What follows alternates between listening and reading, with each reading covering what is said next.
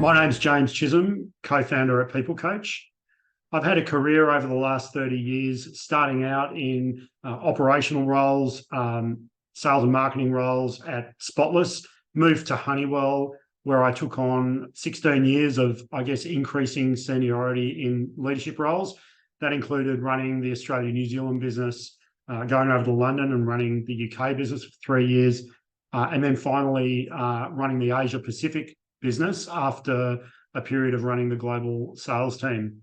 After that period of time, I moved to Plenary Group for 4 years in various roles that included running, SMEs that were owned by Plenary, and then obviously moved into starting Peeplcoach along with Chris as founder and CEO. Through all of that career, interestingly, especially if I look back at Honeywell International, I was probably a little unusual in the sense that I wasn't an engineer. I didn't have a technical domain expertise.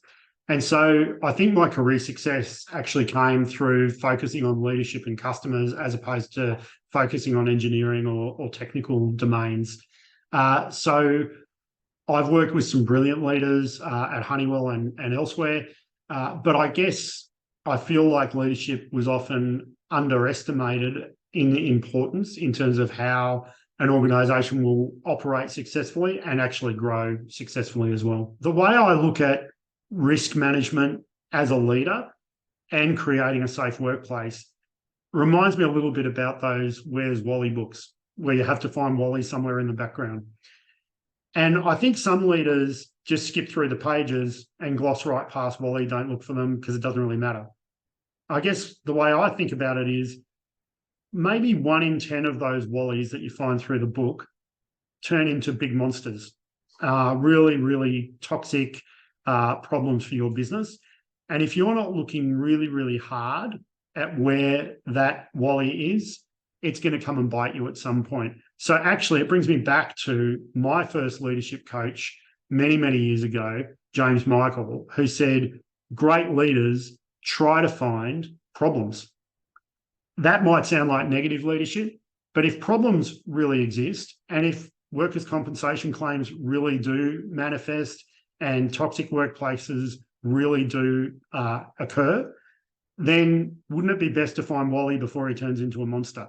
So whether it's a board director, a CEO, or a middle manager or a senior manager, I would say in terms of psychological safety, whether you think people game the system and there's a lot of hype and a lot of talk about it and it's not very real, or whether you think it is really about care and creating a great workplace for your employees, either way, if you're not looking out for where those problems exist and what you as a director, a CEO, or a manager are going to put in place to mitigate the risk of a toxic culture manifesting in your workplace, then I think you're neglectful in your role as a leader.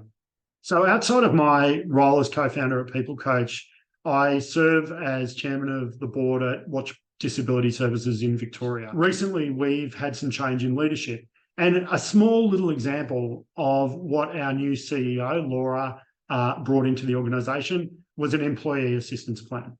And so our staff at Watch are working with disabled people with a disability that are adults and can pose actual physical threats to staff.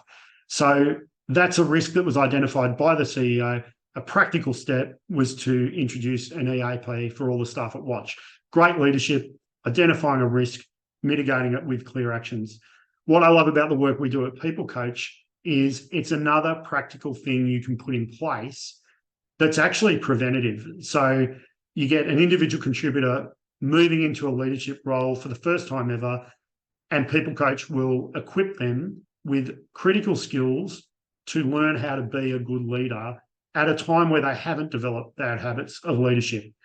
Those are embedded through our coaches in these one-to-one coaching programs or coaching-led programs like Emerging Leader and Developing Leader. There are programs like Peeplcoach, like EAPs, that are really practical ways to demonstrate that you're doing the right thing for your employees. I guess at a more fundamental level, leaders have to listen. They have to look, they have to identify problems that exist in the organisation and particularly problems that are small today that may become major problems in the future. So it sort of reminds me on our Emerging Leader and Developing Leader programs, there's a module that we run around courageous conversations, which is all about listening first, understanding situations, and then having the courage to have really, really strong, effective conversations that ultimately identify these issues and put things in place amongst the team to prevent those things from becoming major problems in organisations. Most of what I've talked about is actually my experience as a leader. Might be at a senior manager level, a director of a not-for-profit, what have you. I guess the other thing is we're all employees through our career as well. And I definitely was an employee for many years. I guess when I look back at when I was in a situation where my mental health wasn't what it should be, and I actually had real issues myself, I guess at those times, I know firsthand how important it is for an organisation to make an employee feel comfortable enough to tell the truth, which is that they're unwell and that they need help. They potentially need some time off, whatever it might be. And I guess I'm a true believer now that leaders that enable that listen, that provide that support, will actually create loyalty and fellowship that pays dividends hugely in the long run to the organisation itself.